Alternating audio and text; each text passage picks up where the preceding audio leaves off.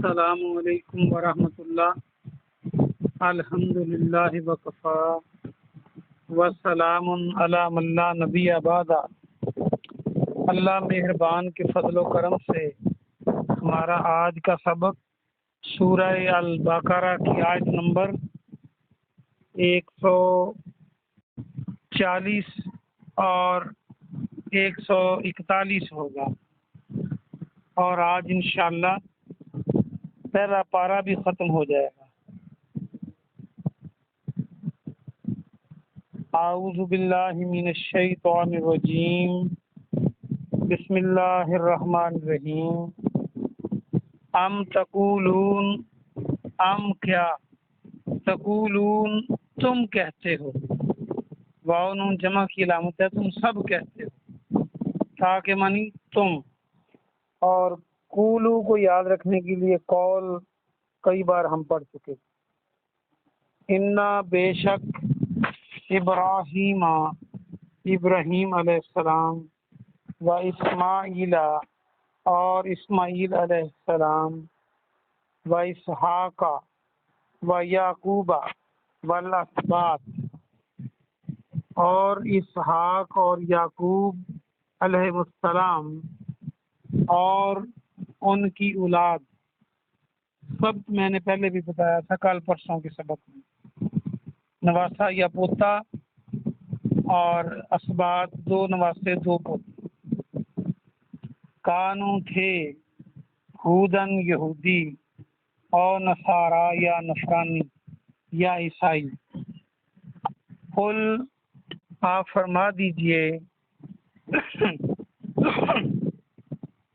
انتم آ کے معنی کیا، انتم کے معنی تم، عالم زیادہ جانتے ہو، کیا تم زیادہ جانتے ہو، ام اللہ یا اللہ سبحانہ و تعالی، ومن اور کون ہے، اظلم بڑا ظالم، ممن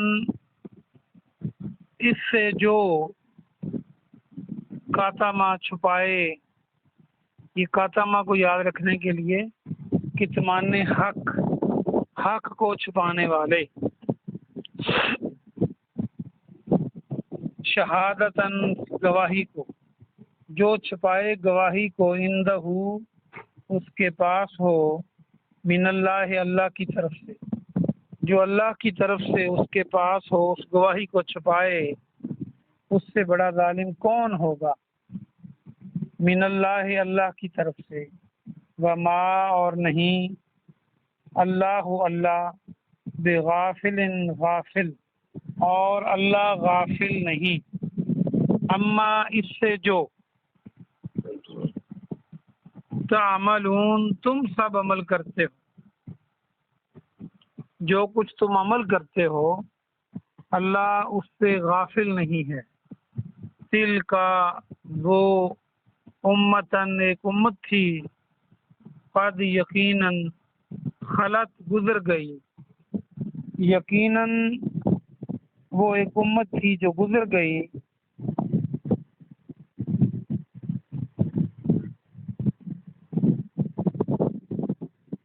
یہ بات ہو رہی ہے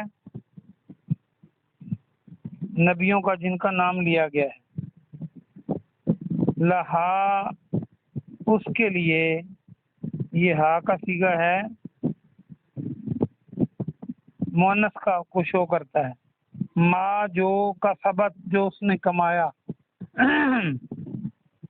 وا اور لکم تمہارے لیے، لکم ما جو کسب تم سب نے کمایا، یہ کسب جو ہے کسبہ، یہ یاد رکھنے کے لیے ہم کسب حلال استعمال کرتے ہیں، حلال کمائی، ولا اور نہ، تسألون تم سے سوال کیا جائے گا، اما اس کے بارے میں جو، کانوا یعملون وہ کرتے تھے۔ یہ آج کا سبق پورا ہوا، الحمدللہ۔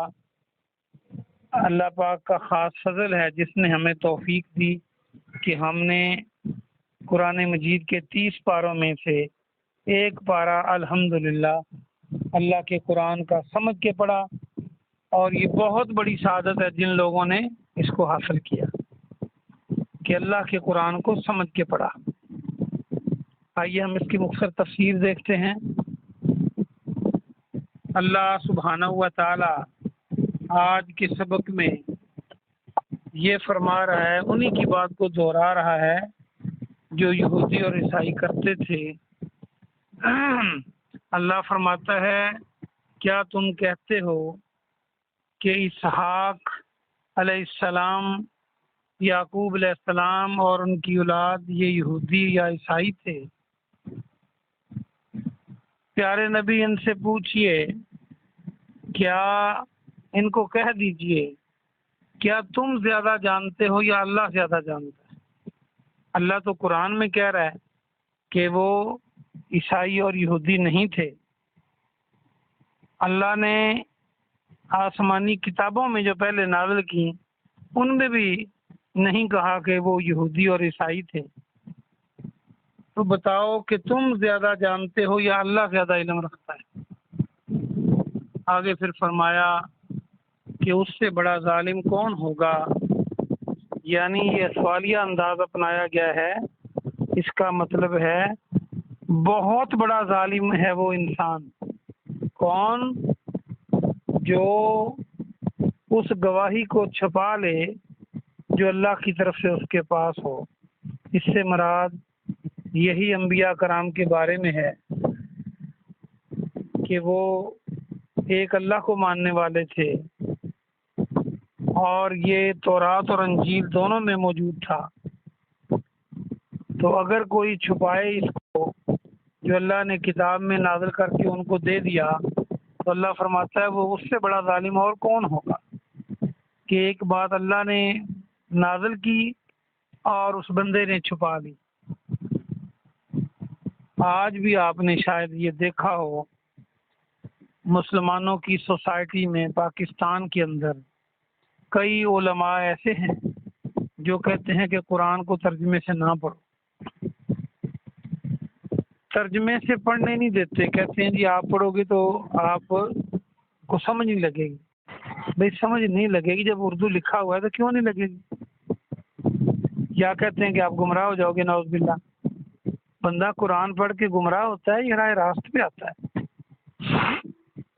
شاید میرے سامعین اور اسٹوڈنٹس میں سے بھی کسی کو واسطہ پڑا ہو جس کو کسی مولوی نے کہا ہو کہ آپ جو ہم بتائیں بس وہ مانو، قرآن ترجمے کے ساتھ اور حدیث خود نہ پڑھو، یہ ہمارے لیے ہے، ہم آپ کو بتائیں گے۔ تو بہرحال اگر کوئی گواہی چھپاتا ہے تو وہ بڑا ظالم ہے، اور اللہ تو کہتا ہے کہ ہم نے قرآن کو آسان نازل کیا۔ تو اگر کوئی لوگوں کو قرآن پڑھنے سے روکے کہ ترجمے کے ساتھ نہ پڑھو، تو آپ خود ہی دیکھیے وہ کہاں پہ کھڑا ہے۔ آگے پھر اللہ سبحانہ و تعالیٰ نے رپیٹ فرمایا، یہ پہلے بھی یہی آیت نازل فرمائی پہلے اس بارے میں، کہ وہ ایک امت تھی نبیوں کی، وہ نبیوں کی ایک جماعت تھی جو اللہ نے ان کو نبی بنایا، اللہ نے ان کو پیدا کیا، اللہ نے ان کو اعلیٰ درجات عطا فرمائے اور اپنے برگزیدہ بندے بنائے، اور وہ آئے اور یقیناً چلے گئے، اب کوئی زندہ نہیں رہا۔ تو جو کچھ انہوں نے کمایا وہ ان کے لیے ہے، اور جو کچھ تم کرتے وہ تمہارے لیے۔ اصل میں اسلام کا یہ جو اصول ہے کہ اسی کو سزا ملے گی جس نے جرم کیا ہوگا، یا اسی کو جنت ملے گی جس نے عمل کیا ہوگا ایمان لانے کے بعد۔ یہ نہیں کہ بھائی کے بدلے میں بھائی کو پکڑ لو، یا باپ کے بدلے میں بیٹے کو پکڑ لو، اور بیٹی کے بدلے میں ماں کو پکڑ لو۔ تو یہ اسلام کا اصول بار بار آئے گا تاکہ ہم اس کو بھولیں نہ، کہ اگر وہ یہودی اور عیسائی ان نبیوں کی اولاد بھی تھے تو پھر بھی اللہ فرماتا ہے ان کے اعمال ان کے ساتھ ہیں تمہیں تو اس کا ملے گا جو تم نے کمایا ہے، اگر برا کیا ہے تو جہنم ملے گا، اور اگر اچھا کیا تو جنت ملے گا۔ یہاں پر تو پیارے محمد جناب صلی اللہ علیہ وسلم نے بھی اپنی بیٹی سے فرما دیا کہ بیٹی عمل کر لینا، یہ نہ کہنا کہ میں محمد کی بیٹی ہوں اور میں ایسے ہی بچ جاؤں۔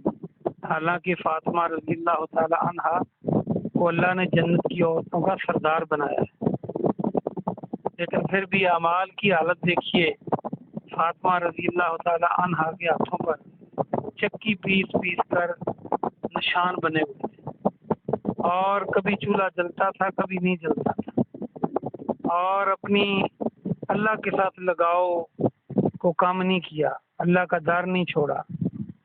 تو اعمال خود کرنے ہوں گے، کوئی بھی ہو، کسی نبی کا بیٹا بھی ہو، تو وہ جب تک، جیسے آپ نے دیکھا کہ نوح علیہ السلام کا بیٹا تھا کنعان، لیکن وہ اللہ نے دبو دیا کافروں کے ساتھ، وہ نہیں مانی اس نے اپنے باپ کی بات، تو رشتہ داری کام نہیں آتی۔